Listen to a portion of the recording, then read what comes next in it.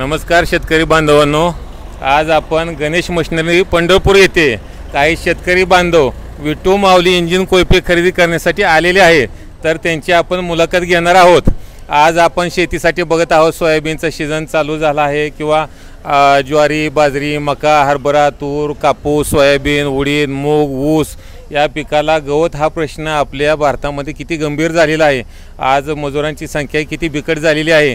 आणि दुसरा विषय, जर आपण तणनाशक शेतीसाठी वापरलं तर जमिनीमध्ये गांडूळ मारतात, जमिनीचा पोत खालावतो, जमीन सुपीक असते ती नापीक होते. तर आज महाराष्ट्रातून वेगवेगळ्या भागामधून आपल्याकडे काही शेतकरी आलेले आहेत मशीन खरेदी करण्यासाठी. तर आपण त्यांची मुलाखत घेणार आहोत. बाबा, आपलं नाव काय? माझं नाव सुदाम. पूर्ण? सुदाम सीताराम गायकवाड. कोणतं गाव आपलं? कारकेल, तालुका मान. मान सातारा जिल्ह्यामधले बाबा आलेले आहेत. त्यांनी आज मशीन आपल्याकडे घेतलेलं आहे, विटू माऊली इंजिन कोयप. बाबा, कोणत्या कामासाठी आपल्याला मशीनची गरज आहे? मिशनची गरज, मका, ज्वारी, हरभरा. आता काय आपल्याकडे? आता मका आहे, हरभरा, ज्वारी आता पेरतूया. बर. आज आता जाताना तुम्ही मशीन येणार आहे ना? होय, घेतली आहे ना? घेतली. हा. तर हे आपले मान खटाव भागातील सातारा जिल्ह्यातील आजोबा आपल्याकडे मशीन खरेदी करण्यासाठी त्यांच्या नातवासोबत आलेले आहे.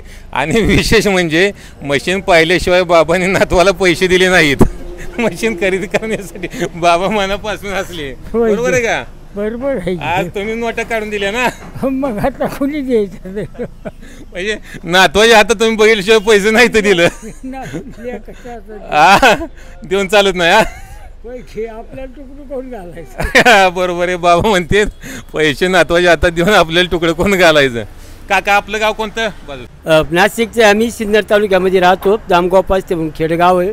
तर आमच्या भागात सुद्धा ही मशीन चालला असं आम्हाला अंदाज वाटतो. आम्ही ते बघण्याकरता चालू आहे. बाबांना विचारलं, त्यांनी माहिती दिली, म्हणून आम्ही थांबलो बघण्याकरता कसं काय ते. सिन्नर तालुक्यातले आम्ही, नाशिक जिल्ह्यात. ह्यांचा सिन्नर तालुका आहे. परवाच्याच दिवशी आपण त्यांच्या येवला ह्या शेजारच्याच तालुक्यामध्ये 6 मशीन दिल्या. त्यांचे बोबडे असं काहीतरी नाव आहे. असे 5-6 जण आले. त्यांनी 6 मशीन परवा दिवशी सिन्नरमध्ये घेऊन गेले. आपण पूर्ण महाराष्ट्रामध्ये रोज एक 10-15-20 रोज मशीन देत आहोत. तर हे पण आलेले आहेत. यांना मशीनची माहिती जाणून घ्यायची आहे. काका, आपल्याकडे पिकं काय आहेत? आता आमच्याकडे तूर, मका, ज्वारी, सोयाबीन, तांबाटी होतात. टमाटे वगैरे आहेत त्यांच्या भागामध्ये. तर हे विटू माऊली त्यांना आपण माहिती देतोय. बाई, आपलं नाव काय? सुदर्शन मगर. गाव कारकेल, सातारा जिल्हा. सातारा जिल्हा. माझं नाव रामा कोकरे, गाव ब्रह्मपुरी, तालुका मंगळवेढा, जिल्हा सोलापूर. पांडुरंग मधुकर गोडके, गाव बटाण, तालुका मंगळवेढा.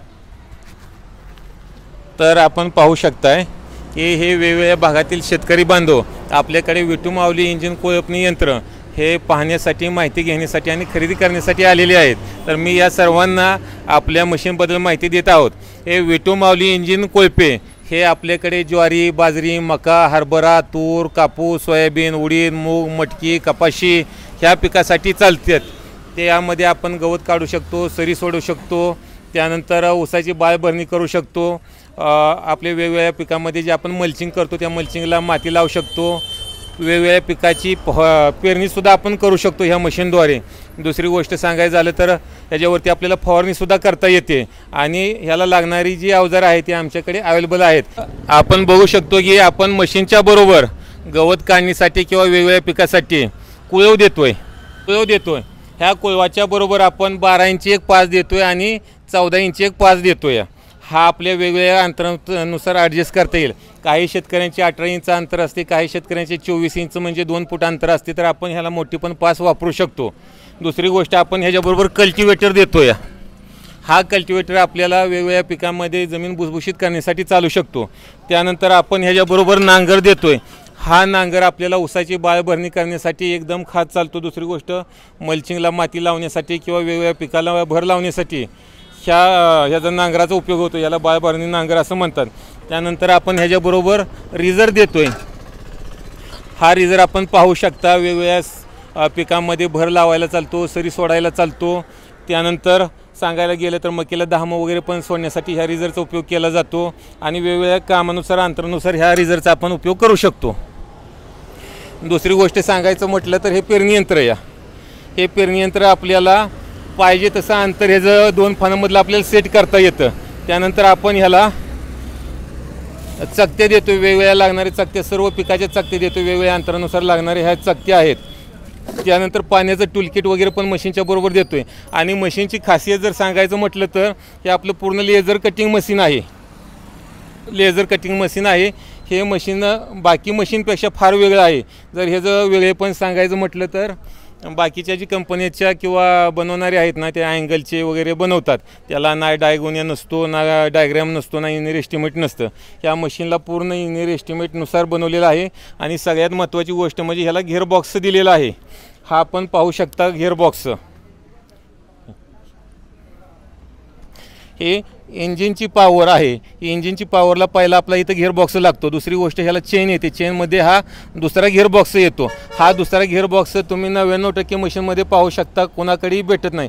त्यानंतर आपली जी चेन आहे ही खाली चाकाला जाते पण बॉडीच्या आतमधून जाते.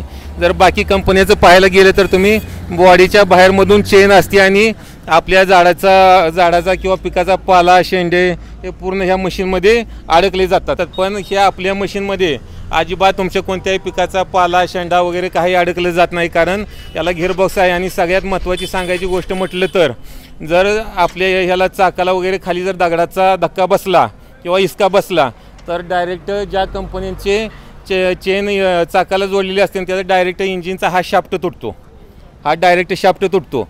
पण आपलं वेगळेपण किंवा वैशिष्ट्य असं आहे की आपली चेन आतमध्ये आहे आणि जर आपल्या मशीनला दगडाचा वगैरे इसका किंवा झटका जर बसला तर तो झटका हे आपल्या गिअरबॉक्सला बसतो. पण आपला शाफ्ट बिलकुल तुटत नाही.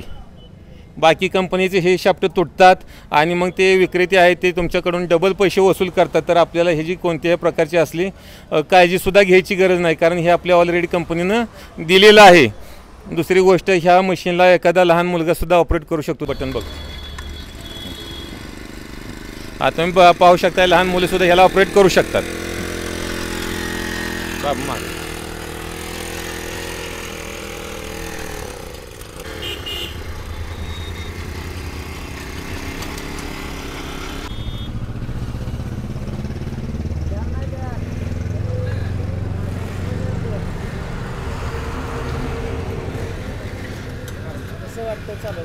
काका हे मशीन तुम्ही आता चालू केलं आणि हे चालून बघितलं, माझ्या हिशोबाने तुम्ही पहिल्यांदाच हे मशीन चालवलेलं आहे.